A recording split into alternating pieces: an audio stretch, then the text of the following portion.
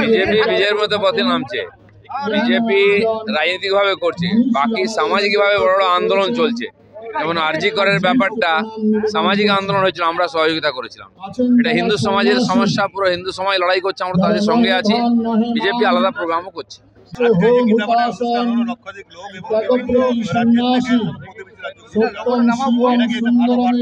এটা বোঝা যাচ্ছে হিন্দু সমাজ তাদের সামনে সমস্যা এবং সমাধানের রাস্তা খুঁজে পেয়েছে। এই ধরনের অনুষ্ঠান জায়গায় জায়গায় হওয়া উচিত এবং ব্যাপক সংখ্যায় হিন্দুদের একত্রিত হওয়া উচিত। হিন্দু খালি হিন্দুর জন্য নয়, হিন্দু ধর্ম বিশ্ব শান্তির জন্য, বিশ্বের মুক্তির জন্য দরকার আছে। এই ধরনের মৌলবাদী উগ্রপন্থী ক্রিয়াকলাপ বিশ্ব জুড়ে চলছে, তাতে বিশ্ব মানবতা আজকে সংকটের মুখে। হিন্দু সমাজ, হিন্দুত্ব, সনাতনী ধর্মই ওকে বাঁচাতে পারে। ববি হাকিমের বক্তব্যের পরিপ্রেক্ষিতে হুমায়ুন কবির আজকে ববি হাকিমকে কটাক্ষ করেছে। তারপরেই আমরা সংকল্প গ্রহণ দুজনেই প্রাপ্ত আজকে, মমতা ব্যানার্জি ডান হাত আর বাঁ হাত, দুজনেই দেশের সংস্কৃতির হিন্দু সমাজের বিরুদ্ধে কাজ করছেন। সেই জন্য মমতা ব্যানার্জি দুজনকেই সতর্ক করা উচিত, পার্টি থেকে বার করা উচিত। তাহলে আমরা মনে করবো মমতা ব্যানার্জির ইচ্ছাতে ওনারা করছেন। দিলীপদা, বিধাননগর পুরসভায় এক প্রমোটারকে 30 লক্ষ টাকা না দেওয়ায় কাউন্সিলর মারধর করেছেন, ওই প্রমোটার থানা। ধর্মক্ষেত্রে কুরুক্ষেত্রে অধর্মের কথা বলবো না, বলুন চলুন। বাংলাদেশ ইস্যুতে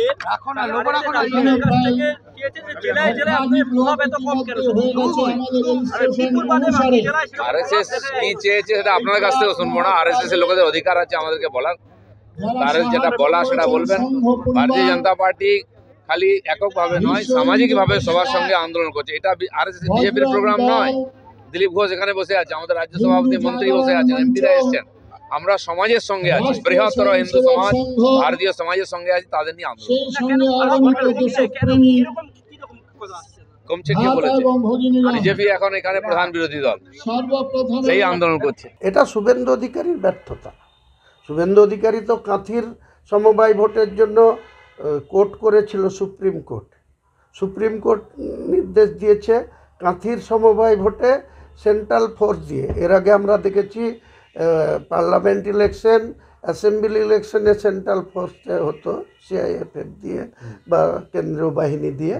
পরে আবার দেখলাম একটা পঞ্চায়েত নির্বাচনেও আংশিক হলেও নিয়োগ হলো কোর্টের নির্দেশেই, যে পঞ্চায়েত নির্বাচনেও দিতে হবে কেন্দ্রীয় বাহিনী।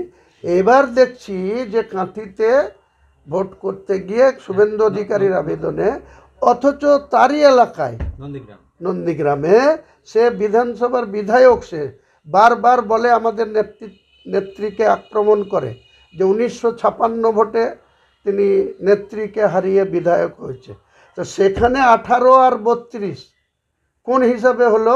এই ব্যর্থতা শুভেন্দু অধিকারীকে জিজ্ঞেস করুন। সে শাক দিয়ে মাছ রাখতে চাইছে।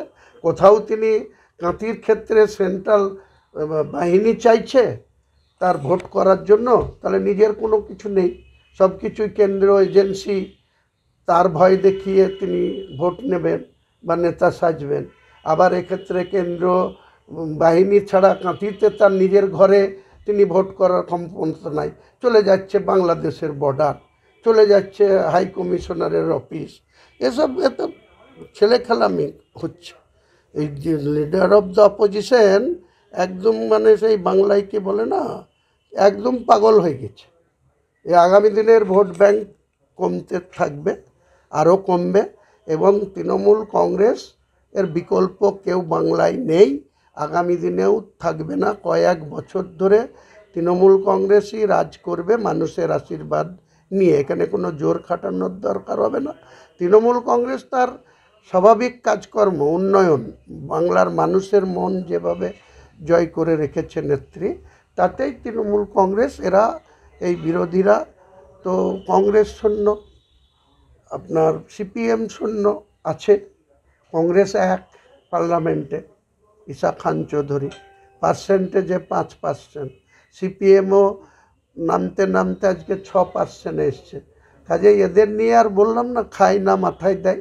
কংগ্রেস আর সিপিএমের নেতাদের কথা ছাড়েন, এরা শুধু টিভিতে মুখ দেখাচ্ছে আর আপনাদের বিভিন্ন সংবাদ মাধ্যমে তারা টেলিফোনে তাদের রিয়াকশান দেখ, এটাই মানুষ শুনুক, এটাই ভালো লাগে। তারা আরও বেশি উৎসাহিত হবে, কারণ তারা এমনিতেই বিজেপি আমি 18 মাসের জন্য বিজেপিতে গেছিলাম। বিজেপিতে অনেক ভালো মানুষ আছে দিল্লিতে, আরএসএসেও অনেক ভালো মানুষ আছে, অনেক উঁচু স্তরের আরএসএসের লোকদের সঙ্গে আমি দিল্লিতে 10 নম্বর আকবর রোডে ওদের যেখানে হেডকোয়ার্টার ছিল, এখন অন্য জায়গায় হয়েছে, 7 স্টার হোটেলের মতো বিজেপির পার্টি অফিস হয়েছে, কিন্তু 10 নম্বর 11 নম্বরে যেখানে আকবর রোডে বিজেপির পুরনো কার্যালয়, সেখানে আরএসএসের সদর কার্যালয়ে আমি একাধিকবার গেছি, কথা বলেছি। অনেক মানুষ, ভালো মানুষ, কিন্তু ভারতবর্ষের ভালো চাই, মঙ্গল চাই। তারা মুখে যাই বলুক, তারা ভারতবর্ষ যে হিন্দুস্থান হবে না সেটাও তারা ভালো করে জানে এবং অনুভব করেন। তার বাইরে গিয়ে কিছু আরএসএস আর কিছু বিজেপির লোক, তারা সবসময় যে হিন্দুস্থান করার কথা বলছে। কালকেও আমি ফিয়াদ হাকিমের বক্তব্যের পরে একজন সাংসদ যেভাবে বলেছে যে আমরা 3 বার বলেছে যে ভারতবর্ষকে হিন্দুস্তান হবেই হবেই হবে।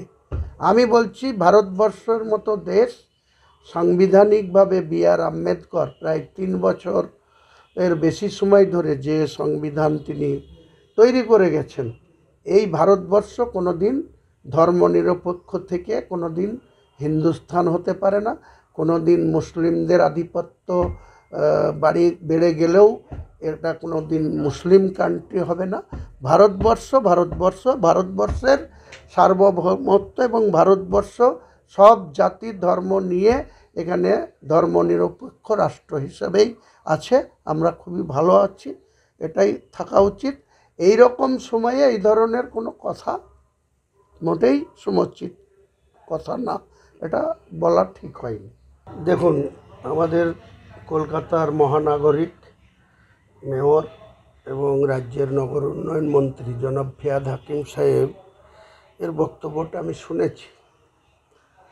তো এই সমস্ত কথা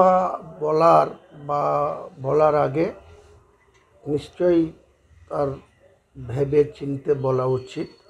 উনি যেটা বলতে চেয়েছেন যে পশ্চিমবাংলায় আমরা মাইনরিটি সম্প্রদায়ের মানুষ যারা রয়েছে বা মুসলিম যারা রয়েছে, তারা আগামী দিনে, এটা বোঝা যাচ্ছে হিন্দু সমাজ তাদের সামনে সমস্যা এবং সমাধানের রাস্তা খুঁজে পেয়েছে। এই ধরনের অনুষ্ঠান জায়গায় জায়গায় হওয়া উচিত এবং ব্যাপক সংখ্যায় হিন্দুদের একত্রিত হওয়া উচিত। হিন্দু খালি হিন্দুর জন্য নয়, হিন্দু ধর্ম বিশ্ব শান্তির জন্য, বিশ্বের মুক্তির জন্য দরকার আছে। এই ধরনের মৌলবাদী উগ্রপন্থী ক্রিয়াকলাপ বিশ্ব জুড়ে চলছে, তাতে বিশ্ব মানবতা আজকে সংকটের মুখে।